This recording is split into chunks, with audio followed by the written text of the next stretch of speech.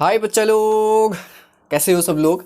चलो जल्दी से हम लोग आ जाते हैं, अपने लेक्चर को शुरू करने वाले हैं क्योंकि चैप्टर का पूरा पूरा ओवरव्यू हो जाएगा। यहाँ पर 2 शॉट में ये चैप्टर भी पूरा फिनिश हो जाएगा। ठीक है, 1 शॉट नहीं बना रहे, 2 शॉट में बन जाएगा ना। 1 शॉट बहुत लंबा हो जाएगा, आप भी देख देख के भूल जाओगे कितना लंबा चैप्टर बना डाला। ठीक है, सो आप सभी लोगों का अगेन मोस्ट वेलकम हमारे इस प्यारे से चैनल पे जिसका नाम क्या है, द स्कॉलर्स हब। ठीक है, तो जो चैप्टर शुरू करने वाले चैप्टर का नाम आपके सामने रखा ही हुआ है, क्या, माइक्रोब्स इन ह्यूमन वेलफेयर। तो ज़रा देखते हैं कि इन माइक्रोब्स का क्या वेलफेयर है। ठीक है, नॉर्मली एक बात बता दूं इस चैप्टर को शुरू करने से पहले कि इस चैप्टर को जब हम लोग शुरू करेंगे तो इससे रिलेटेड क्वेश्चंस भी हम लोग यहाँ पर सॉल्व करते चलेंगे, और साथ साथ में फाइनली जब ये चैप्टर कंप्लीट हो जाएगा तो कंप्लीट होने के बाद इससे आए हुए जितने भी क्वेश्चंस हैं वो सब के सब मैं फाइनली वहाँ पर एंड में करा दूंगा। ठीक है, तो उसके अलावा आपको कोई क्वेश्चंस भी पढ़ने की जरूरत नहीं है और उसके अलावा कुछ देखने की जरूरत भी नहीं, क्योंकि आपका काम इसी से हो जाएगा। ठीक है, चाहे बोर्ड हो चाहे नीट, सब एक ही बार में होना है यहाँ पर। ठीक है, सो जल्दी से शुरू करते हैं अपने इस लेक्चर को, बिना किसी देरी के आ जाते हैं अपनी पहली स्लाइड पे। ओ टॉपिक क्या डिस्कस करने, तो पहले ही तो हम बताना ही भूल गए टॉपिक क्या डिस्कस करने। तो आज हम लोग जो टॉपिक डिस्कस करेंगे उससे हमारे 2 टॉपिक हैं,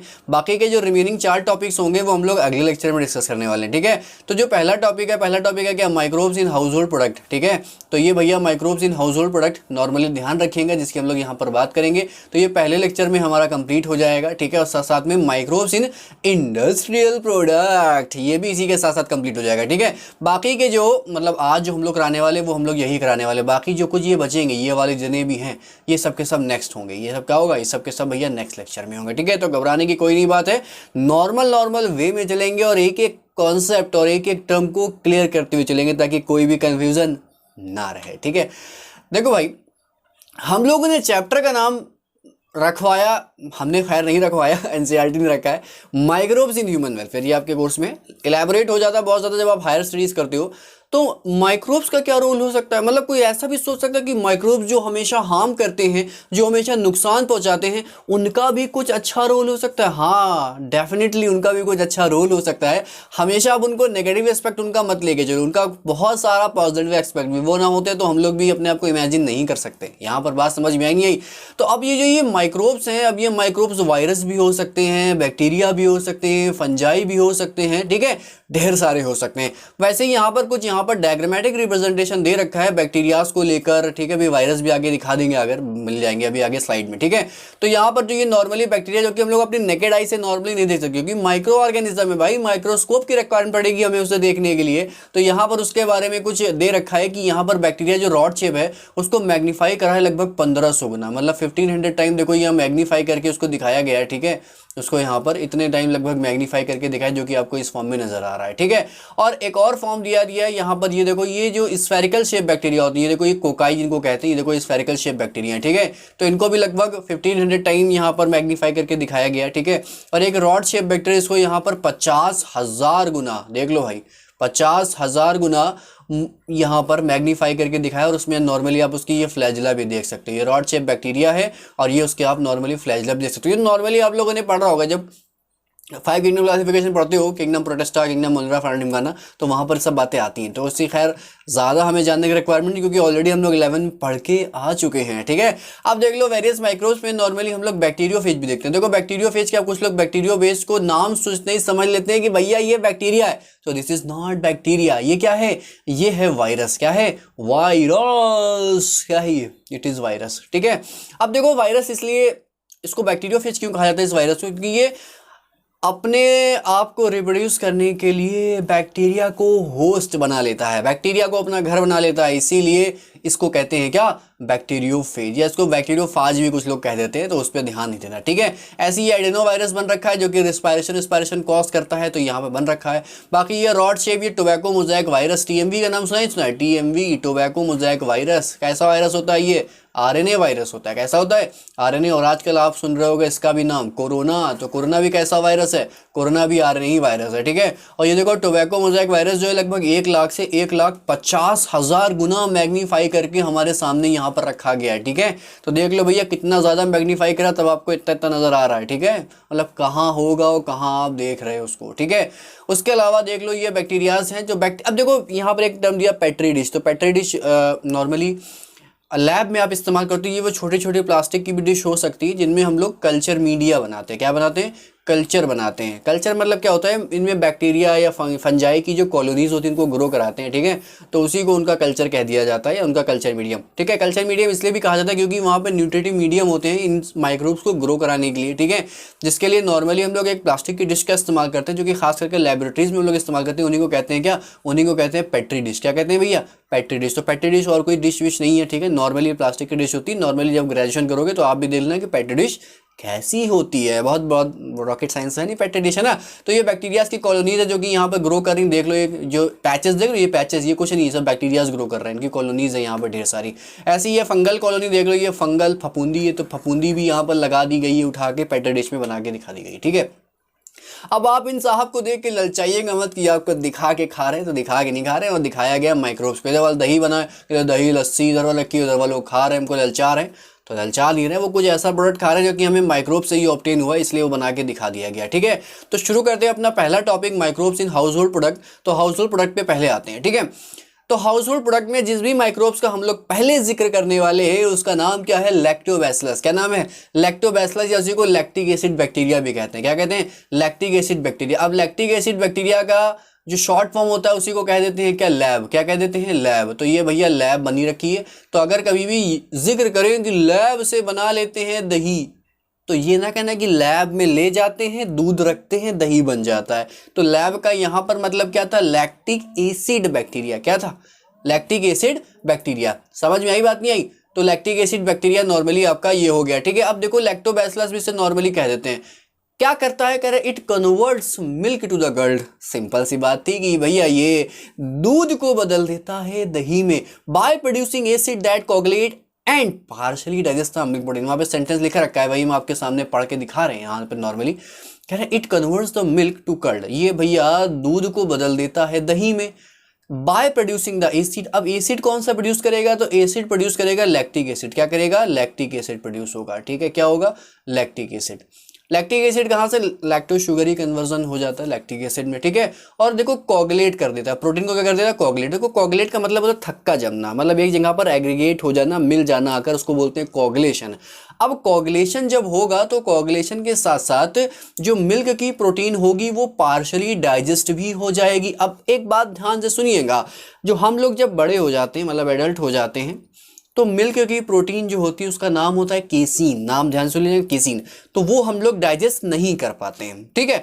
जरा सोचो कि दूध में जो मौजूद है केसीन, वो हम लोग डाइजेस्ट नहीं कर पा रहे हैं, लेकिन जब यही कर्ड में कन्वर्ट हो रहा है तो ये प्रोटीन जो है वो पार्शली डाइजेस्ट हुई जा रही है। इसका मतलब अब अगर हम दही को खाएंगे तो ये केसीन प्रोटीन आसानी से डाइजेस्ट हो जाएगी हमारे अंदर भी। तो फायदा दूध पीने में हुआ या दही खाने में, दही खाने में, क्योंकि दही खाने में आप दूध की प्रोटीन भी डाइजेस्ट कर पा रहे हो, लेकिन सिर्फ नॉर्मल फ्रेश मिल्क पीने में क्या आप उस मिल्क में मौजूद केसीन प्रोटीन को डाइजेस्ट कर पाओगे, नहीं कर पाओगे। तो मिल्क से ज़्यादा मतलब बेहतर जो है, या मिल्क के कंपैरिजन में अगर आपके सामने प्रेफर करा जाए कि दही पियोगे तो दूध, तो आपको दही लेना चाहिए, ठीक है। क्यों, क्योंकि उसमें प्रोटीन पार्शली डाइजेस्ट होती है, और उसकी शुगर जो होती है लैक्टोज शुगर, वो भी आप डाइजेस्ट नहीं कर पाते, इसलिए दूध पीने के बाद अक्सर गैस बनती है, ऊपर से भी नीचे से भी, तो गैस बनना शुरू हो जाती है। तो वो गैस ना बने उसके लिए आपको चाहिए कि आप दही पी लो, ठीक है। और दही पीने का ये भी बेनिफिट है कि दही पीने से नॉर्मली पेट ठंडा रहता है। यही कहते हैं गर्मियों में जो होता है वो आप लस्सी पी लो दोपहर में, या अक्सर देखा होगा कि हमारे घरों में रिवाज है कि जब कोई घर से बाहर निकलता है तो उसको एक चम्मच दही चखा देते हैं। तो वो रिवाज बना दिया गया, क्योंकि रिवाज साइंटिफिकली कुछ है ही ऐसा कि उसका बेनिफिट है हमको, तो इसलिए उसको रिवाज बना के हम लोग देख लेते हैं, ठीक है। तो खैर वो तो एक अलग चीज़ है, ठीक है। और एक और चीज़ बता दें, जब कभी भी दूध कन्वर्ट होता है दही में तो उसकी न्यूट्रिशन वैल्यू जो होती है वो बढ़ जाती है। बढ़ जाने की वजह यह है कि उसमें विटामिन B12 भी बढ़ जाता है। तो दूध में विटामिन B12 नहीं होता, लेकिन दही में भैया क्या, विटामिन B12 भी आ जाता है। तो अगला पॉइंट जरा ध्यान से पढ़िएगा, कह रहे हैं fresh milk can be converted to the curd. दूध को जब कर्ड में बदला गया बाय एडिंग सम कर्ड, मतलब उसमें कुछ कर्ड भी अलग से ऐड कर लिया गया, मतलब घर में देखा होगा कि जब घर में मम्मा दूध दही लेकर आती हैं तो कहती हैं कि थोड़ा सा दही बचा के रख लो, कहो काहे दही बचा के रख ले, तो मम्मा कहती है कि भैया कल दूध से दही बना लेंगे। कहें कैसे, कह देंगे जो पहले से दही रखा था उसमें लैब मौजूद था, लैक्टिक एसिड बैक्टीरिया मौजूद, लैक्टोबैसिलस मौजूद है ढेर सारे, तो उनको जब डालेंगे वापस किसी फ्रेश मिल्क में तो वो फ्रेश मिल्क फिर से कन्वर्ट हो जाएगा कर्ड में। तो वो जो सैंपल लिया गया, वो जो सैंपल लिया गया कहेगा कर्ड का, उसको कह सकते हो क्या, इनोकुलम। क्या कह सकते हो, इनोकुलम। ठीक है, तो अब देखो, तो जब हमने दही लिया तो दही में क्या हुआ कि विटामिन B12 भी क्या हो गया, इंक्रीज हो गया। तो कह रहे fresh milk can be converted to the curd by adding some curd containing a LAB. तो पुराना जो दही है उससे आप फिर से नया दही बना सकते हो कि दूध में उसको मिला दो, यानी it also increase the vitamin B12। तो ये विटामिन B12 भी क्या कर देता है, बढ़ जाता है। इसी के ऊपर सवाल पूछ लिया गया, अभी सवाल आगे बता देंगे। कह रहे इन स्टमक जो लैब होते हैं, लैब जो होते हैं ये पैथोजन को चेक करने में मदद करते हैं, मतलब पैथोजन की ग्रोथ को कम करने में मदद करता है कौन, दही। तो दही ज्यादा अच्छा होगा कि दूध, दही ज्यादा अच्छा है। तो दही बना किससे भैया, लैक्टोबैसिलस से, या शॉर्ट फॉर्म में बोलता है लैब। लैब मतलब लैक्टिक एसिड बैक्टीरिया, करता क्या है, मिल्क को कन्वर्ट कर देता है कर्ड में। कैसे करता है, प्रोटीन को पार्सली डाइजेस्ट कर देता है और एसिड प्रोड्यूस करता है, खत्म बात। और न्यूट्रिशनल वैल्यू क्यों बढ़ जाती है, क्योंकि उसमें विटामिन B12 भी बढ़ जाता है। हो गया सवाल खत्म। उसी में एक सवाल देखो पूछ लिया गया। सवाल क्या पूछा गया, सवाल कह रहे हैं conversion of milk into the curd, जो भैया दूध है वो दही में जब बदला, देखो मिल्क किस में बदला, मिल्क बदला दही में, उसने न्यूट्रिशनल वैल्यू जो थी वो बढ़ा दी या इम्प्रूव कर दी, इम्प्रूव करी। तो क्यों इम्प्रूव करी और कैसे इम्प्रूव करी, और कैसे इम्प्रूव करी तो किसका अमाउंट बढ़ा के मतलब इम्प्रूव करी। तो सीधा सा सवाल अभी आप पीछे पढ़ चुके, देखिए विटामिन B12 बढ़ जाता है, तो विटामिन D बढ़ जाता है क्या, नहीं। विटामिन A नहीं, विटामिन B12 हाँ, विटामिन E नहीं। तो ऑप्शन सी वाला दिन दहाड़े आपका सही जवाब हो जाएगा। देखो सवाल 2018 नीट ने पूछा था भाई, ध्यान से देख लीजिए, कोई बहुत बड़ी तोप नहीं थी, कोई रॉकेट साइंस नहीं लगी थी यहाँ पर। सवाल सिर्फ सेंटेंस से उठाकर उसने उठाकर दे दिया, स्टेटमेंट पे ही सवाल था। आ जाते हैं अपने अगले पॉइंट पे। जरा देखो, हाउस होल्ड में तो चल रहे हैं हम लोग ना अभी भी। देखो कह रहे बैक्टीरियल फर्मेंटेशन एक तरह का रिस्पायरेशन होता है, इसको बोलते हैं एनारोबिक रिस्पायरेशन। क्या बोलते हैं, एनारोबिक रिस्पायरेशन। जरा ध्यान दीजिएगा, रिस्पायरेशन दो तरह का होता है, एक होता है एरोबिक और एक होता है साथ साथ में क्या, एनारोबिक। दो रिस्पायरेशन, जरा ध्यान दीजिएगा, इस पे आपको नॉर्मली हम समझा देते हैं इसको। देखो देखो रिस्पायरेशन नॉर्मली दो तरह का होता है, ठीक है, हम लिख देते हैं इधर वाले, ठीक है। व्हाट इज रिस्पायरेशन, देखो भाई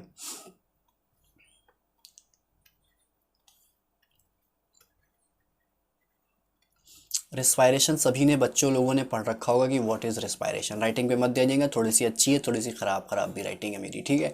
देखो रिस्पायरेशन दो तरह का होता है, एक होता है एरोबिक रिस्पायरेशन। क्या होता है, एरोबिक। और एक होता है एनएरोबिक। क्या होता है, एनारोबिक।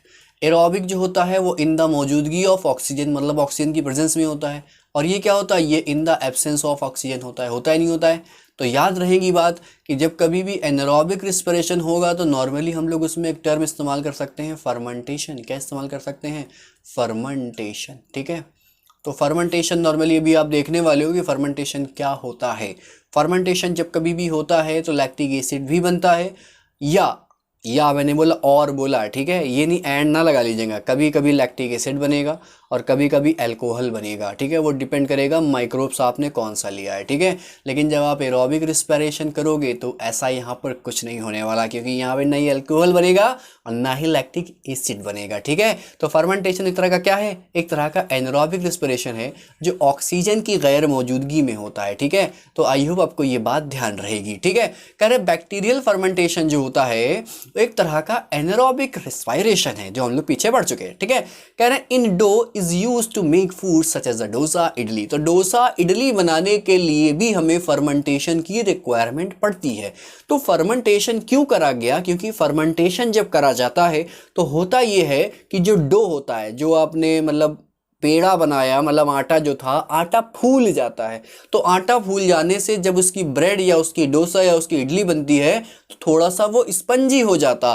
तो स्पंजी हो जाता तो खाने में क्या आता, मज़ा आता। लेकिन मज़ा आया क्योंकि स्पंजी था। स्पंजी क्यों हो गया, क्योंकि जब कभी भी एनारोबिक रिस्पिरेशन हुआ तो CO2 तो रिलीज होनी है। तो CO2 अगर रिलीज होगी तो वो स्केप आउट होना चाहेगी। तो जब स्केप आउट होना चाहेगी तो वो आटे को फुला के रख देगी। तो ये सवाल फिर पूछ लिया गया, ये सवाल अभी हम आपको आगे कराने वाले हैं, ठीक है। तो कह रहे हैं कि डो जो मतलब डो आटा जो था, ठीक है, उसको इस्तेमाल करा गया डोसा इडली बनाने में, लेकिन डो में क्या कर दिया गया, बैक्टीरियल फर्मेंटेशन कर दिया गया। इसकी वजह से कुछ मज़ा आया। मज़ा क्या आया कि वो फूल फूल सा जाता है, देखो पफ्ड अप अपीयरेंस हो जाता है डो का। क्यों? क्योंकि उसमें CO2 गैस बन जाती है। देखो CO2 के बनने की वजह से ऐसा हुआ। अब देख रहे हो यहाँ पे देखो रखा था आटा गूंद के, फूल गया इतना, तो वो उसमें ईस्ट भी आ जाती, तो ईस्ट की वजह से भी ऐसा होता है। तो ये रिस्पायरेशन तो नॉर्मली आपने समझ लिया, ठीक है। अब देखो ईस्ट की बात ही आ गई, तो ईस्ट की बात कर लेते हैं। जरा देखो भाई ईस्ट की बात क्या होती है। ईस्ट ईस्ट आप सभी ने नाम सुना होगा, पहले नहीं सुना। अगर आप इनके नाम से वाकिफ नहीं हो तो आज आप सुन लो कि ईस्ट क्या होती है। ईस्ट कुछ नहीं होती है, ईस्ट एक होती है फफूंदी। क्या होती है? फफूंदी, फंजाई। और कैसी फंजाई है? ये है एक यूनिसेलुलर फंजाई। क्या है? ये है एक यूनिसेलुलर फंजाई। तो यूनिसेलुलर फंजाई है तो नॉर्मली मोस्ट ऑफ तो मल्टी सेलर, ये कैसे यूनिसेलर है, ठीक है। जिसको कहते हैं सैक्रोमाइसिस सर्वाइसी। क्या कहते हैं? सैक्रोमाइसिस सर्वाइसी। ये आपके सामने यहाँ पर इसका नाम लिख रखा है, सैक्रोमाइसिस सर्वाइसी। इसको यूज करा जाता है क्या बनाने के लिए? आपके सामने देखो क्या बना है, ब्रेड ब्रेड ब्रेड। तो ब्रेड बनाने के लिए इसका इस्तेमाल कर लेते हैं। क्यों? क्योंकि जो डो होता है उसमें फर्मेंटेशन कर देती है, और फर्मेंटेशन करने से क्या होता है, डो कैसा हो जाता है, डो फूल जाता है, स्पंजी हो जाता है। देखो ये ब्रेड कैसी होती है, ब्रेड दबाओ तो स्पंजी होती नहीं होती है। तो बीच में जो पोरस पोरस नेचर इसका देख रहा है ब्रेड का, वो किस वजह से था? उसमें हुआ था फर्मेंटेशन, और फर्मेंटेशन होने की वजह से बनी थी CO2, और CO2 की वजह से वो गया है फूल। तो ईस्ट को इस्तेमाल कर लेंगे कहां पर? ब्रेड बनाने के लिए। तो इसीलिए ईस्ट को कह सकते हैं क्या, बेकर्स ईस्ट। क्या कह सकते हैं? Baker's yeast. लेकिन अभी इसी ईस्ट को हम लोग आगे इस्तेमाल करेंगे बियर बनाने के लिए, तो इसीलिए उसको हम लोग क्या कहेंगे, बीवरेजेस ईस्ट भी कहेंगे। तो बेकर्स एंड बीवरर्स ईस्ट भी इसको कहा जा सकता है। और वो ईस्ट है कौन सी? ईस्ट है सैक्रोमाइसिस सर्वाइसी। अब आप कहोगे सर सैक्रोमाइसिस सर्वाइसी आप नाम क्यों ले रहे हो, ठीक है। अभी एक ईस्ट मिलेगी, उसका नाम है मोनास्कास परपुरियस। वो बनाएगी ब्लड कोलेस्ट्रॉल लोअरिंग एजेंट, इसका नाम होता है स्टैटिन, वो भी तो ईस्ट है। उसके अलावा सैक्रोमाइसिस सर्वाइसी के अलावा इसके दो भाई बहन और होते हैं, साइजोसैक्रोमाइसिस होता है और सैक्रोमाइसिस लुडविगी होता है, ठीक है। तो कई सारी होती है, तो उस पर ध्यान नहीं देना है, आपको सिर्फ याद रखना है सैक्रोमाइसिस सर्वाइसी बेकर्स ईस्ट होती है, और ब्रीवर्स ईस्ट मतलब शराब बनाने के लिए और ब्रेड बनाने के लिए ईस्ट इस्तेमाल होती है, उसका नाम है क्या, सैक्रोमाइसिस सर्वाइसी। चले आगे भाई, हमारा काम तो यहीं पर हो गया, ठीक है। अब देखो टॉडी का नाम आपने सुना होगा, टॉडी, टेडी नहीं है, कुछ लोग टेडी सुन रहे हैं, टेडी, ठीक है। टेडी गया पीछे, फरवरी गुजर गई, ठीक है। अब देखो टॉडी, टॉडी एक तरह की ट्रेडिशनल ड्रिंक है, जिसको हम लोग हिंदी में या देसी भाषा में कहते हैं ताड़ी। क्या कहते हैं? सुना होगा, खजूर का जूस, पाम आम का जूस से बनाई जाती है ये, ठीक है। तो पाम्स के जूस का इस्तेमाल करते हैं और जूस भर के रखते हैं, तो उसमें फर्मेंटेशन करते हैं, तो थोड़ा सा मज़ा और आ जाता है, तो उसी को बोलते हैं क्या, टॉडी। तो टॉडी भी एक ट्रेडिशनल ड्रिंक है, जो कि किससे बनती है, फर्मेंटेशन से बनती है। और फर्मेंटेशन किसका करते हैं, जो पाम्स होते हैं उनके सैप का, सैप मतलब जो उनका जूस निकलता है उससे, ठीक है। अब देखो ये माइक्रोब्स जो होते हैं इनको इस्तेमाल कर लेते हैं, जो सोयाबीन है या बैम्बू शूट्स होती हैं या जो ये फिश होती है, इसको भी फर्मेंट करने। अब जो फर्मेंट क्यों करा गया, देखो हर चीज़ का अपना एक अलग मज़ा होता है। अभी आप चिकन लो, आप अगर खाते हो चिकन, खैर मैं खाता हूँ चिकन, आप चिकन खाओ, चिकन खाने के तरीके होते हैं। चिकन पहले आपने मतलब ग्रेवी वाला बनाया तो उसका एक अलग मज़ा आया, ठीक है। अब ग्रेवी में भी कई तरह के हो सकते हैं, ग्रेवी में भी मलाई चिकन अलग होता है, मक्खन वाला चिकन अलग होता है, कढ़ाई चिकन। अब हम आपको यहाँ पर मेन्यू नहीं लेके बैठे, ठीक है, बस छोटी सी बात समझाने की कोशिश कर रहे हैं। तो ये तो एक ग्रेवी वाला हो गया। इसके अलावा आप रोस्टेड भी खाते होगे, तो रोस्टेड मतलब जो भुना हुआ होता है। आप फ्राइड वाला भी खाते होगे, आप अलबेक वाला भी खाते होगे। तो देखो है चिकन एक ही है, लेकिन उसको बनाने के तरीके अलग अलग हैं, जिसकी वजह से अलग अलग टेस्ट आता है नहीं आता है। वैसे यहाँ पर भी है कि जो ये फ़िश होती है, फ़िश को बनाने के तरीके भी अलग अलग होते हैं, लेकिन फर्मेंट फ़िश जो होती है उसका टेस्ट अलग आता है। उसके अलावा जो बैम्बू होते हैं, कुछ लोग जापान अपान में, केरला एरला में भी लोग अक्सर खाते हैं इन सब चीज़ों को। तो बैम्बू की जो फ्रेश शूट होती है, जो छोटी वाली शूट होती हैं, वो थोड़ी नर्म होती हैं। तो जब उनको फर्मेंट कर दिया जाता है तो थोड़ी और नर्म, थोड़ी और सॉफ्ट हो जाती है, खाने में मज़ा आता है, तो इसलिए उनको इस्तेमाल कर लिया जाता है। इसके अलावा जो ये सोयाबीन होती है, सोयाबीन भी देखो इधर वाल बनी है सोयाबीन, देखो भैया इधर फर्मेंट करके बनाई है। इधर देखो ये बैम्बू शूट्स हैं, इधर ये फर्मेंटेड फिश है, और ये टॉडी रखी है, ठीक है। कभी मन हो तो पी भी सकते हो आप इसको, खैर नशीली नहीं होती है, अगर इसको फ्रेश पिया जाए तो नशीली नहीं होती है। तो अब ट्रेडिशन के हिसाब से हम लोग नॉर्मली इस्तेमाल कर लेते हैं उसको। तो फर्मेंटेड सोयाबीन अगर किसी खाना तो फर्मेंटेड सोयाबीन बना लिया, फर्मेंटेड बैम्बू शूट इस्तेमाल करना तो उनका इस्तेमाल कर लिया, फर्मेंटेड फिश चाहिए तो फिश इस्तेमाल कर लिया, भैया बियर नहीं मिली तो टॉडी पी ली, है ना। तो खैर टॉडी पे ध्यान ना दो, पढ़ाई पे ध्यान दो, ठीक है। इसके अलावा और देखो हाउस होल्ड प्रोडक्ट में यहाँ पर दो चीज़ बनी है। इमोजी नहीं है कोई, जो आप लोग इमोजी समझ रहे हो कि वो वाला इमोजी, कुछ एक इमोजी ऐसा सा बन के आता है ब्राउन कलर का, है ना, तो वो नहीं है ये चीज़ बनाई। अब नहीं बना पाए तो ये वाला चीज़ बना दिया उठाकर, ठीक है। चीज़ दो हैं, एक स्विस चीज़ है और एक रॉकफोर्ट चीज़ है, ठीक है। आप कहोगे चीज़ तो एक ही है, ये चीज़ नहीं, ये चीज़ है, ठीक है। चीज़ तो एक ही है, लेकिन आपने नाम अलग अलग क्यों रख दिया? तो नाम अलग अलग रखने की वजह है, देखो चीज़ की जो क्वालिटी होती है वो डिपेंड करती है चीज़ में जो होल्स होते हैं उस पर। आप लोगों ने कभी टॉम एंड जेरी देखा होगा, है ना, बचपन में मैंने भी देखा है, आपने भी देखा होगा, है ना। तो उसमें देखा होगा कि ये वो अक्सर जेरी जो होता है वो टॉम के मतलब पीछे अक्सर लगा रहता है और उनके बीच में अक्सर एक लड़ाई होती है एक पीस के चक्कर में। ब्राउन ब्राउन सा पीस होता है, मतलब सॉरी येलो येलो सा पीस होता है, उसमें ऐसे बड़े बड़े होल्स होते हैं, है ना, देखा होगा। तो वही होती है चीज़ नॉर्मली।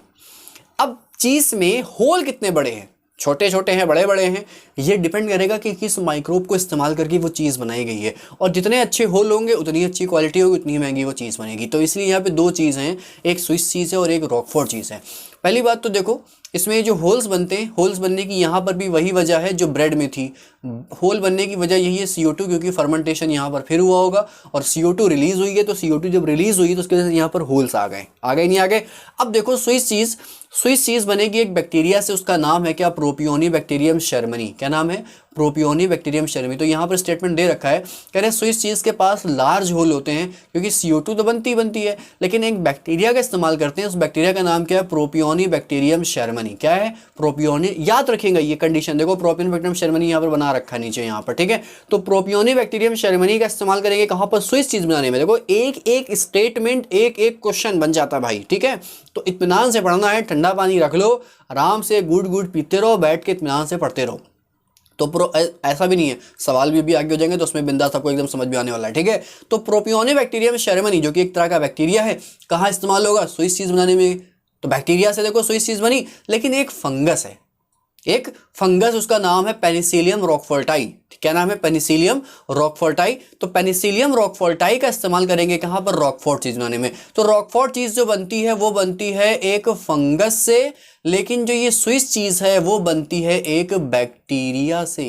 याद रखिएगा कि स्विस चीज बनाने के लिए बैक्टीरिया इस्तेमाल करा और रॉकफोर्ट चीज बनाने के लिए इस्तेमाल करा हमने क्या? फंगस। तो ये थोड़ी सी बातें याद रखने वाली हैं, क्योंकि सवाल हमारा कहीं से भी बन सकता है। हमको पढ़ाया उन्होंने सभी है ना।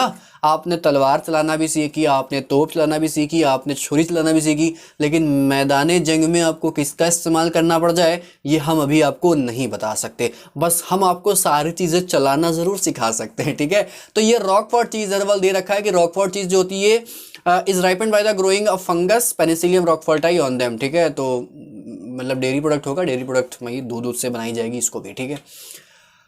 ओह, हाउस होल्ड प्रोडक्ट तो ख़त्म हो गया। अब अगर ख़त्म हो गया तो शुरू क्या करेंगे? शुरू करेंगे इंडस्ट्रियल प्रोडक्ट, ठीक है। क्या होने वाला है भाई? Industrial product. देख रहे हो बड़ी बड़ी इंडस्ट्रीज लगी रखी हैं यहाँ पर, ठीक है।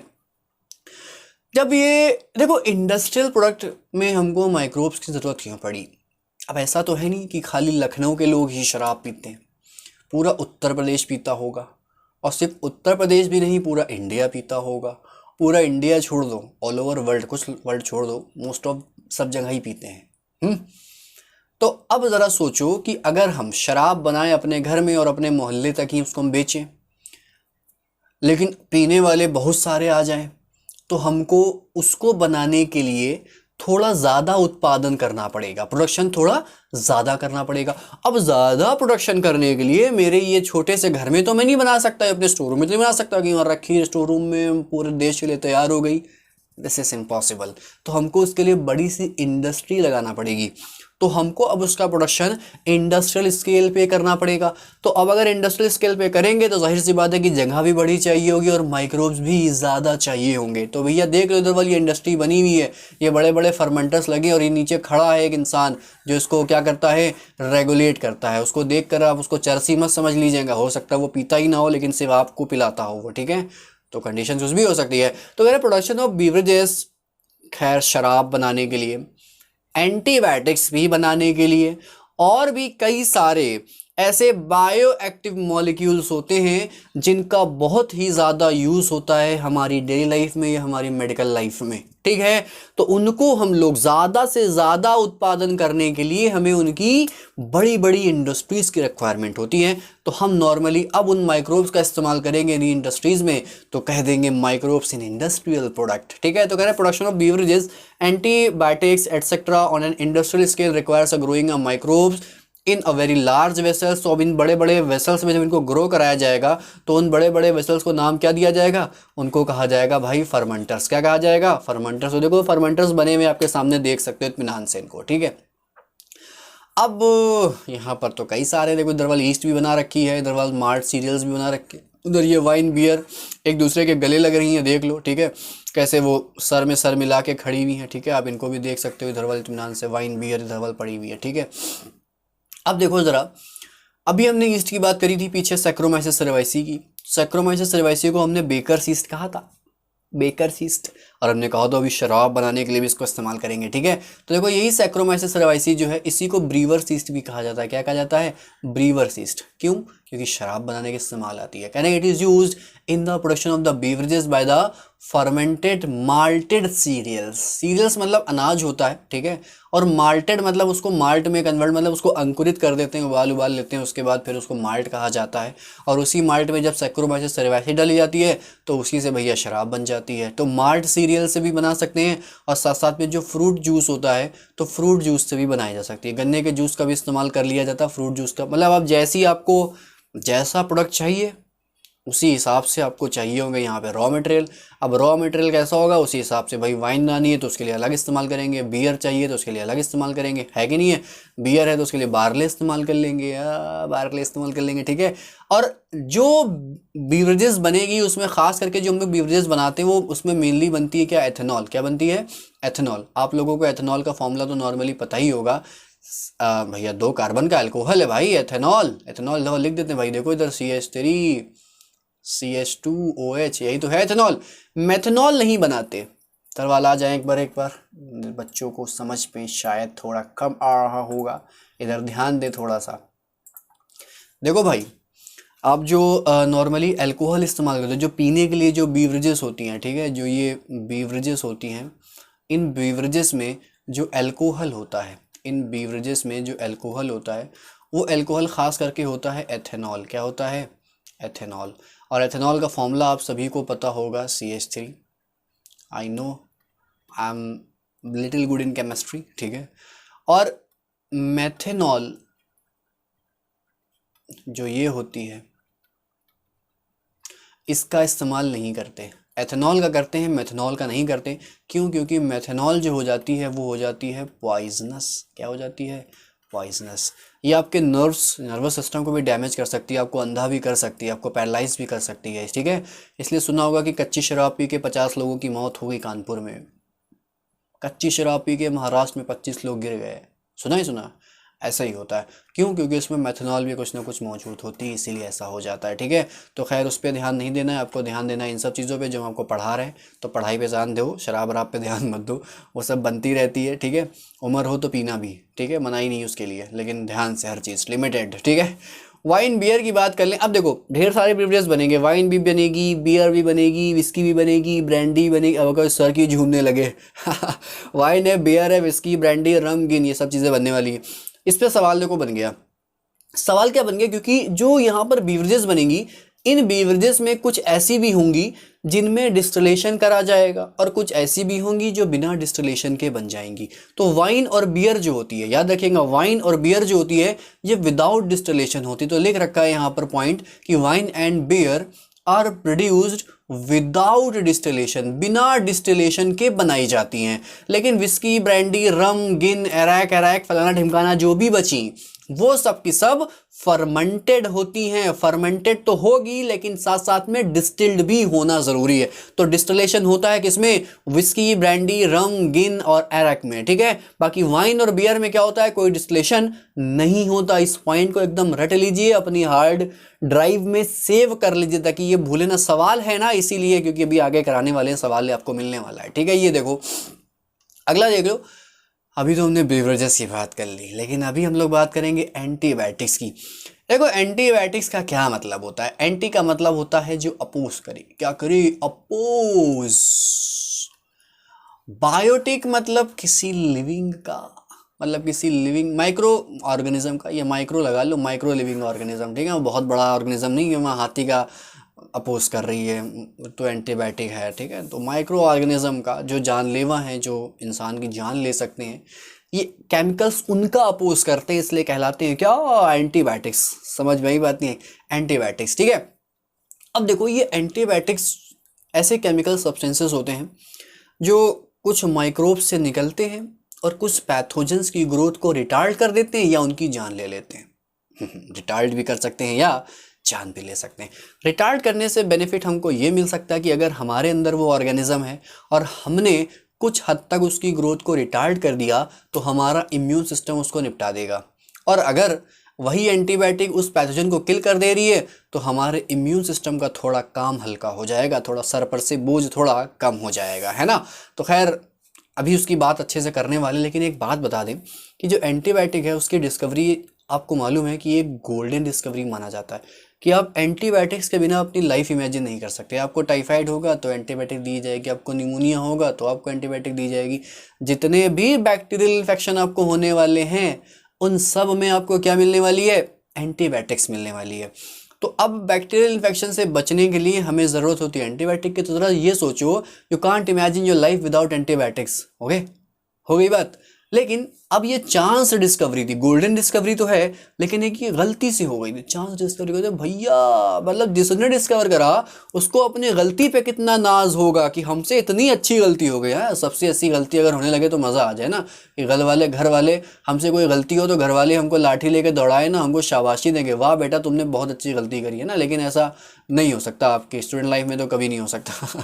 अरे antibiotics are the chemical substances, ये क्या है, ये कुछ ऐसे केमिकल सब्सटेंसेस हैं भाई, देख लो लिखा हुआ है यहाँ पर, मैंने लिख रखा है chemical substances produce by the some microbes, कोई माइक्रोब्स इनको प्रोड्यूस करेगा और ये किल करेंगे या रिटार्ड करेंगे पैथोजेंस की ग्रोथ को। पैथोजेंस जो आपकी बॉडी को हार्म पहुंचाए, जो आपकी बॉडी को नुकसान पहुंचाए, उनको कहते हैं क्या, नॉर्मली पैथोजेंस कह देते हैं, ठीक है।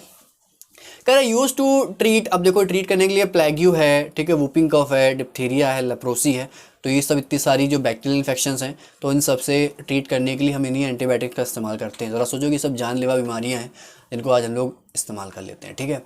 तो ये सामने आपके सामने एक बंदा बना है, ठीक है, ये इनको हम लोग रिस्पेक्टेड अलेक्जेंडर फ्लेमिंग भी कह सकते हो, ठीक है, सर अलेक्जेंडर फ्लेमिंग भी कह सकते हो, ठीक है।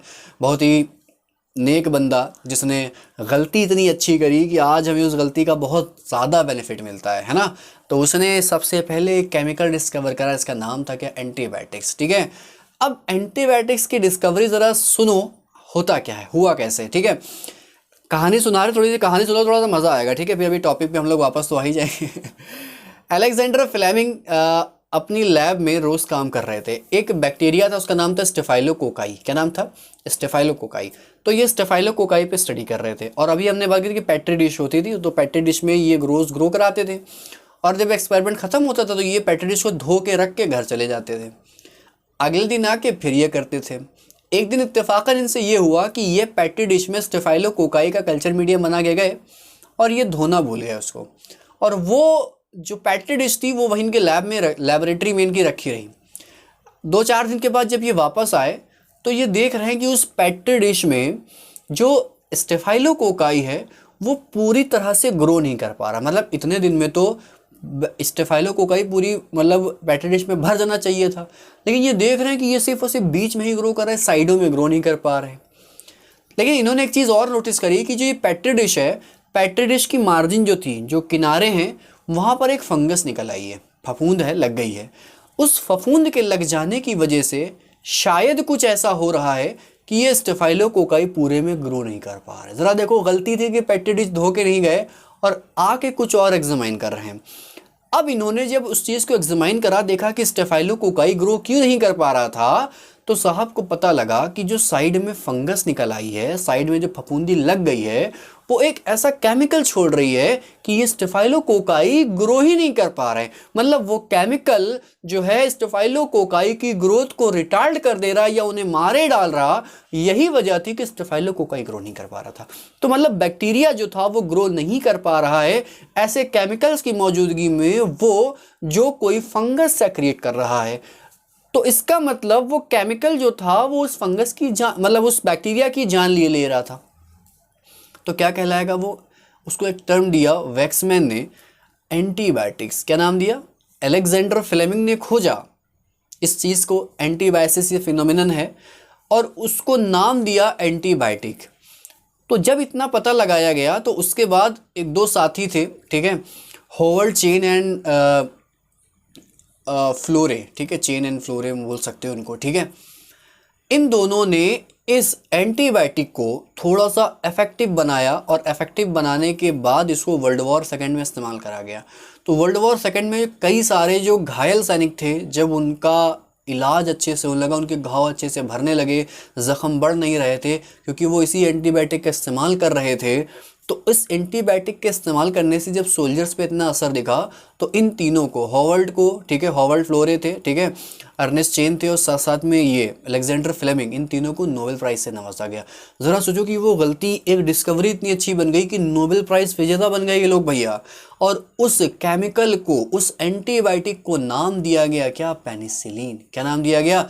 पेनिसिलिन। याद रखिएगा कि पेनिसिलिन सबसे पहली एंटीबायोटिक थी जो डिस्कवर करी थी अलेक्जेंडर फ्लेमिंग ने। नीचे स्टेटमेंट दे रखा है जो हमने आपको छोटी मोटी कहानी बताई थी कि he observe that the staphylococci could not grow around a mould. Mould मतलब फंगस था, और फंगस जो था उसका नाम था पेनिसिलियम नोटाटम। क्या नाम था? Penicillium notatum. तो पेनिसिलियम नोटाटम एक ऐसी फंगस है जो पेनिसिलिन को निकालती है, और पेनिसिलिन क्या एक तरह की एंटीबायोटिक है, ठीक है।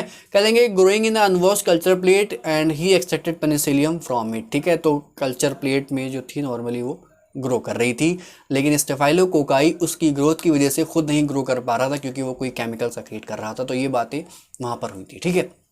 अब देखो ज़रा कि Ernest Chain and Howard Florey establish its full potential as an effective antibiotic. तो एक अच्छी इफेक्टिव एंटीबायोटिक के लिए इन्होंने क्या करा था, मतलब उसका फुल पोटेंशियल इस्तेमाल हो एंटीबायोटिक। ये देखो भैया फ्लोरे बने हैं, ये भैया चेन बने हैं, ठीक है, हॉवर्ड चेन और अर्नेस्ट फ्लोरे दोनों, सॉरी हॉवर्ड फ्लोरे और अर्नेस्ट चेन दोनों यहाँ पर बने, और इधर बगल में अलेक्जेंडर फ्लेमिंग है जो लग रहा है कि मतलब कुछ लिख रहे हैं बैठ के, ठीक है। तो उस पर ध्यान मत दो, खाली नाम पे ध्यान दो, ठीक है। तो इन लोगों ने, फ्लोरे और चेन ने ही क्या करा था, इस एंटीबायोटिक को इफेक्टिव बनाया कि वो अपना फुल पोटेंशियल से काम कर सके, और इसके बाद ही तीनों को क्या नोबेल प्राइज से नवाजा गया 1945 में। तो ये बात याद रखिएगा कि जो पहली एंटीबायोटिक थी उसका नाम था पेनिसिलिन। कहाँ से निकली थी? एक फंगस से। फंगस का नाम क्या था? Penicillin notatum. किसने डिस्कवर करा था? अलेक्जेंडर फ्लेमिंग ने। इसका जो फुल पोटेंशियल उसको इफेक्टिव जो बनाया था किसने? फ्लोरे और चेन ने बनाया था। नोबेल प्राइज़ तीनों को मिला था। कब मिला था? 1945 में। तो ये 4, 5, 6 सवाल जो थे ये एकदम finish, full and final. I hope आपको ये बात समझ में आई होगी। समझ में आ रहा हो तो लाइक करना मत भूलना, ठीक है। तुम्हीं लोगों के लिए पढ़ा रहे हैं यहाँ पर बैठ के, ठीक है। अब देखो इंडस्ट्रियल प्रोडक्ट में माइक्रोब्स का क्या यूज़ है। कुछ केमिकल्स भी हो सकते हैं, कुछ एंजाइम भी हो सकते हैं, कुछ साथ साथ में बायोएक्टिव मॉलिक्यूल्स भी हो सकते हैं। देख लो ज़रा सा। ऑर्गेनिक एसिड्स माइक्रोब्स भी बनाते हैं। अब ये ऑर्गेनिक एसिड जैसे कि पहला एसिड है सिट्रिक एसिड। याद रखिएगा कि जो एस्परजिलस निगर एक फंगस है। याद रखिएगा कि इसमें से फंगस कौन है, बैक्टीरिया कौन है, सवाल इसमें ही पूछा गया है, ठीक है। तो एस्परजिलस निगर जो है वो सिट्रिक एसिड बनाता है, और सिट्रिक एसिड जो बनता है वो एक फंगस से बनेगा। देख लो एस्परजिलस के नीचे लिख रखा है। एसिटिक एसिड आपको पता होगा, एसिटिक एसिड का फॉर्मूला क्या होता है? CH3COH, यही तो होता है एसिटिक एसिड। एसिडोबैक्टर एसिटाई है जो कि एक बैक्टीरिया है। ब्यूटारिक एसिड जो होता है मतलब 4 कार्बन का एसिड हो जाएगा, ठीक है। क्लोस्ट्रीडियम ब्यूटालिकम जो कि एक बैक्टीरिया। लैक्टोबैसिलस जो है बनाएगा क्या? Lactic acid. लैक्टिक एसिड कहाँ होता है? लैक्टिक एसिड होता है दूध जब कन्वर्ट होगा दही में। तो दही खट्टा क्यों होता है? क्योंकि वहाँ पे लैक्टिक एसिड होता है। अभी हम पीछे बता चुके लैब के बारे में, लैक्टिक एसिड बैक्टीरिया के बारे में पहले बात हो चुकी थी, नहीं? तो वही तो बात, यहाँ पर कोई नई बात थोड़ा करी है। अब देखो इसके अलावा अल्कोहल्स में तो भी हमने बता ही दिया कि अल्कोहल में मेनली एथेनॉल जो था, ठीक है, एथेनॉल, फिर से लिख देते हैं डबल CH3CH2OH, ठीक है। सैक्रोमाइसिस सर्वैसी शॉर्ट फॉर्म में उसका नाम लिख रखा है, ठीक है। सैक्रोमाइसिस सर्वैसी को इस्तेमाल करते हैं एथेनॉल बनाने में, तो ये बात पहले हो चुकी थी। अब एंजाइम्स में देख लो, कुछ एंजाइम्स हैं यहाँ पर, ठीक है, जैसे कि लाइपेजेस एंजाइम है। इधर वाल देख रहे होगे कि ये शर्ट पे एक धब्बा पड़ा हुआ है, तेल का धब्बा पड़ा हुआ है, ठीक है। तो जो लाइपेजेस होते हैं, ठीक है, इनको स्टेन साफ़ करने के लिए इस्तेमाल कर लिया जाता है, या ये कह सकते हो कि लाइपेजेस का इस्तेमाल करते हैं डिटर्जेंट बनाने में। तो डिटर्जेंट फॉर्मुलेशन में इन्हीं लाइपेजेस का इस्तेमाल होता है। ये भी एंजाइम्स हैं जो कि माइक्रोब से ही हमको मिलेंगे, और ये ऑयल स्टेन को रिमूव करने में मदद करेंगे। कपड़े में जो ऑयल स्टेन लग जाता है, दही का चकत्ता, दूध का धब्बा, तेल का धब्बा, घी का धब्बा, दुनिया भर के धब्बे लग जाते हैं ना, वो धब्बे जो साफ़ हो सकें बस लाइपेजेस से साफ़ हो जाते हैं, ठीक है। इसके अलावा कुछ और एंजाइम्स हैं, उनका नाम है पैक्टिनेजेस एंड प्रोटीएजेस। देखो एजेस लगा होता है, इसका मतलब वो एंजाइम ही है, ठीक है। तो जो आप देखते होगे कि घर में जब आप जूस बनाते हो देखते हो कि बड़ा उसमें खोजड़ खोजड़ सा है, कि मतलब बहुत ज़्यादा और भी कुछ प्रेसिपिटेट टाइप भी अंदर कुछ मौजूद है, कुछ पार्टिकल भी हैं। लेकिन जब आप मार्केट से जूस खरीदते हो, यही आप फ्रूटी ले आओ मार्केट से जाकर, है तो वही तो फ्रूट जूस है। इसके अलावा ट्रॉपिकाना का कोई जूस लिया, उसके अंदर क्या आपको दिखता है कि उसके अंदर कोई रेशा मौजूद है या कुछ पार्टिकल मौजूद है, या सही से वो मतलब क्रश नहीं हुआ है, मतलब पिसा नहीं है सही से, ऐसा होता है क्या? नहीं। क्यों नहीं होता? क्योंकि वहाँ पर कुछ एंजाइम्स का इस्तेमाल करते हैं, पैक्टिनेजेस और प्रोटीएजेस, ताकि जो ये बॉटल्ड जूस होता है उसको एकदम क्लैरिफाई करा जा सके, एकदम वो क्लियर दिखे, ताकि देखने में लगे कि हाँ एकदम क्लियर जूस है, बहुत ही हाइजीन तरीके से बनाया गया है, ठीक है। इसके अलावा एक और एंजाइम है, उसका नाम है स्ट्रेप्टोकाइनेज। तो स्ट्रेप्टोकाइनेज जो है ये एक बैक्टीरिया से निकाला जाता है। उस बैक्टीरिया का नाम है क्या? स्ट्रेप्टोकोकस। क्या नाम है? स्ट्रेप्टोकोकस एक बैक्टीरिया है, उस स्ट्रेप्टोकोकस से निकाला गया एक एंजाइम, उसका नाम है स्ट्रेप्टोकाइनेज। इस स्ट्रेप्टोकाइनेज को एक उपाधि दी जाती है, इसको कहते हैं क्लॉट बस्टर। क्या कहते हैं? क्लॉट बस्टर, ठीक है। अब जरा देखो, जो हमारी कोरोनरी आर्टरी, ये जो आर्टरी बनी है, ये कौन सी आर्टरी है? ये कोरोनरी आर्टरी है। क्या है? ये कोरोनरी आर्टरी, मतलब वो आर्टरी जो हार्ट की मसल्स को सप्लाई करती है ब्लड, उसको कहते हैं क्या? Coronary artery. तो कभी कभी कोरोनरी आर्टरी में जब आप बहुत ज़्यादा कोलेस्ट्रॉल लेते हो तो कोलेस्ट्रॉल इकट्ठा हो जाता है ना, एथिरोमा हो जाता है। उसी कोलेस्ट्रॉल की वजह से अंदर की सरफेस जो होती है, ठीक है, वो थोड़ी सी रफ़ हो जाती है। तो रफ़ जब होती है तो आपको मालूम होगा कि जो ये प्लेटलेट्स होती हैं, ये इनकी जो वॉल होती है वो बहुत ही वीक होती है। तो ये टकरा के वहाँ पे टूटेंगी तो अपना केमिकल सेक्रेट करेंगी, तो क्लॉट बना देंगी वहाँ पर। तो यहाँ पर ब्लड क्लॉट होना शुरू हो जाता है। तो अगर ब्लड क्लॉट हो जाएगा तो ये बताओ कि जो हार्ट मसल्स को सप्लाई हो रही है वो क्या प्रॉपर सप्लाई हो पाएगी? फिर वहाँ पर वो प्रॉपर सप्लाई नहीं हो पाएगी। तो मतलब हार्ट की मसल्स मरना शुरू हो जाएंगी। तो हार्ट की मसल्स जब मरना शुरू हो जाएंगी तो उसी को, उस दौरान क्या होगा, जब हार्ट काम करना बंद कर देगा तो उसी को कहते हैं क्या? Myocardial infarction. क्या कहते हैं? Myocardial infarction. तो मायोकार्डियल इन्फ्रैक्शन ना हो, या वो बंदा जिसको मायोकार्डियल इन्फ्रैक्शन एकदम से हुआ हो, लेके भागा हो अपने पेशेंट को, कोई बंदा जिसको मायोकार्डियल इन्फ्रैक्शन हुआ हो, तो उस दौरान उसको क्या दिया जाएगा?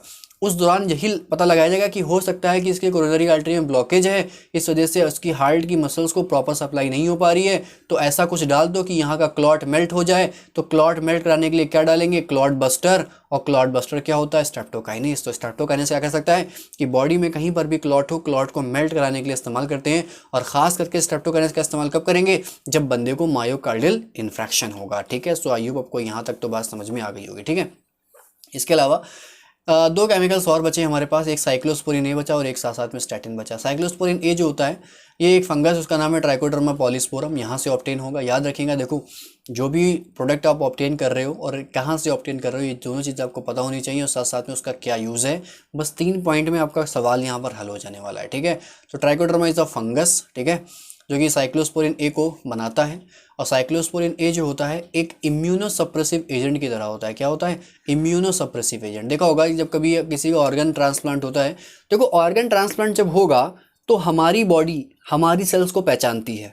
तो जब ऑर्गन किसी का लगाया हमारे शरीर में, मतलब किसी बंदे के ऑर्गन ट्रांसप्लांट हुआ, तो उसके शरीर की सेल पता है कि हाँ मेरे शरीर की है।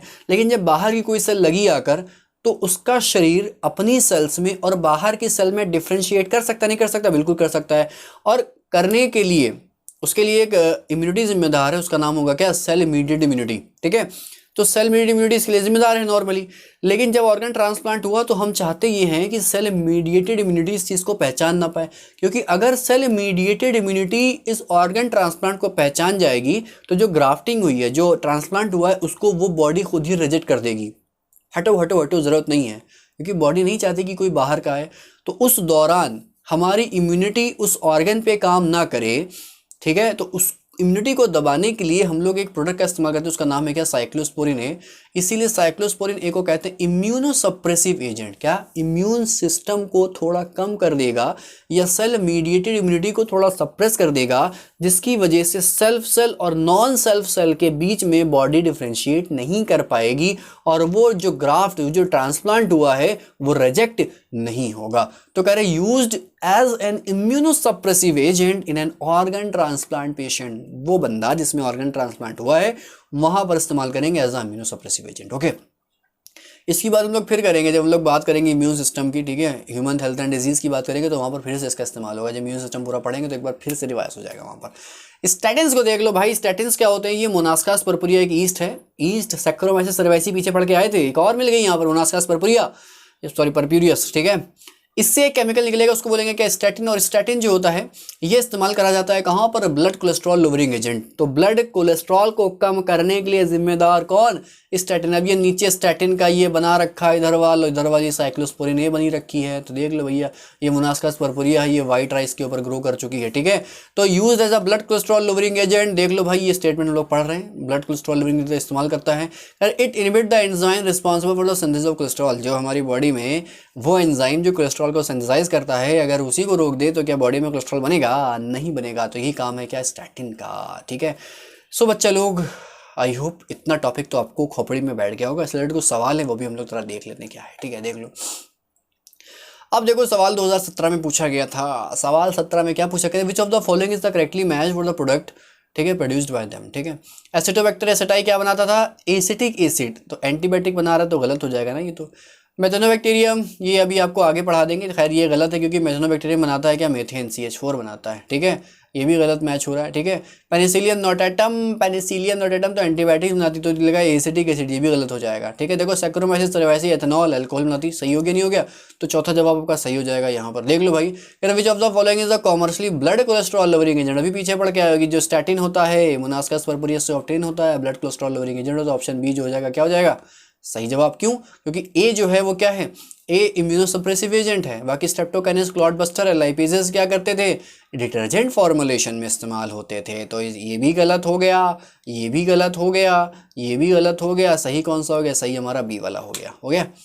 ओ मैचिंग खेलनी, जरा देख लो भाई, कॉलम ए कॉलम बी दे रखा है, ठीक है। क्लॉस्ट्रीडियम ब्यूटारिकम ब्यूटारिक एसिड बनाएगा, देख लो कहाँ ब्यूटारिक एसिड, ये रहा। ट्राइकोडर्मा पॉलीस्पोरम साइक्लोस्पोरिन नहीं बनाएगा। देखो अभी देखो दो हमारे मैच हो गए, हमें एक ही दो पता होता तब भी हम कर लेते सवाल। देखो दो मैच हो गए, जरा नीचे मिला लो किसका किसका मैच कर रहा है। ए का सेकंड देखो किस में मैच कर रहा है, ए का सेकंड देखो सिर्फ इसी में मैच कर रहा है, देखो ऑप्शन सेकंड ही आपका सही हो जाएगा। क्यों, क्योंकि बाकी किसी में मैच ही नहीं कर रहा है। सवाल करने का ये भी एक तरीका है, ठीक है, इसको शॉर्टकट मत समझिएगा, ये आपकी बस मेंटेलिटी को दर्शाता है कि आप कितनी जल्दी सवाल को समझ के करना जानते हो, ठीक है। सवाल वहाँ थोड़ा पूछेगा कोई कि नीट कैसे क्वालिफाई कर लिया आपने, एग्जाम कैसे, बोर्ड कैसे क्वालिफाई कर लिया, वो तो आपका रिपोर्ट कार्ड देखेंगे, वो तो आपकी रैंक देखेंगे, थोड़ा पूछेंगे कैसे वहाँ। ऐसा होता है क्या कि जब घर पे आ जाते हो तो कोई तुम्हें फिजिक्स का सवाल बताओ, तुमने तो नीट क्रैक किया है, तुमने तो बोर्ड पास हो चुके हो, तुम 90% थे, फिजिक्स का सवाल बताओ, ऐसा करता है क्या, कोई नहीं करता ना, तो उस टाइम कोई नहीं पूछेगा आपसे, ठीक है। बाकी मिला लो Monascus purpureus blood cholesterol lowering agent, statin बनाता था, ईस्ट होता है, एस्परजिलस निगर सिट्रिक एसिड बनाएगा। देखो मैच हो गया, बाकी सारे देखो इसी में मैच हो रहे होंगे, ठीक है। सो आई होप बच्चा लोग आपको यहाँ तक तो समझ में आएगा कि मैंने 2-4 सवाल भी करा दिए। चैप्टर जैसी एंड होगा, अगला लेक्चर में ये चैप्टर ख़त्म, उसके अगले लेक्चर में 50-60 सवाल हैं वो आपके लिए मैंने पेश करके रखे हैं, उसकी वीडियो आपको मिल जाएगी। क्योंकि आप अगर हमारे साथ इसी साथ ट्यून करके बने रहेंगे तो आपको लगातार वीडियोस मिलती रहेंगी, ठीक है। तो ये माइक्रोब्स इन सीवेज ट्रीटमेंट, तो इसकी बात हम लोग करने वाले हैं कब, नेक्स्ट लेक्चर में। तो बने रहिए हमारे साथ, इसी तरह से मिलेंगे आपसे नेक्स्ट लेक्चर में, इसी टाइम इसी जगह। ऐसा कुछ नहीं कहने, न्यूज़ थोड़ा चला रहे हैं यार, पढ़ा रहे हैं नॉर्मली आपको, ठीक है। तो माइक्रोब्स इन सीवेज ट्रीटमेंट बहुत ही इंटरेस्टिंग टॉपिक है, 2-3 स्टेप में ख़त्म हो जाता है, थोड़ा सा लेंदी हो जाता है समझ में जब नहीं आता है, लेकिन समझाने का तरीका अगर अच्छा हो तो आपको सब कुछ यहाँ पर समझ में आने वाला है। सो बच्चे लोग मिलेंगे आपसे अपने नेक्स्ट लेक्चर में, ठीक है। और अगर आपको ये वीडियो अच्छी लगी हो, अगर आपके लिए ये थोड़ी सी भी बेनिफिशियल हो, तो लाइक शेयर करना मत भूलना और कमेंट करके ज़रूर बताना कि सर ये वीडियो कैसी लगी। सो आपसे मिलेंगे अपने नेक्स्ट लेक्चर में, टिल देन बाय बाय।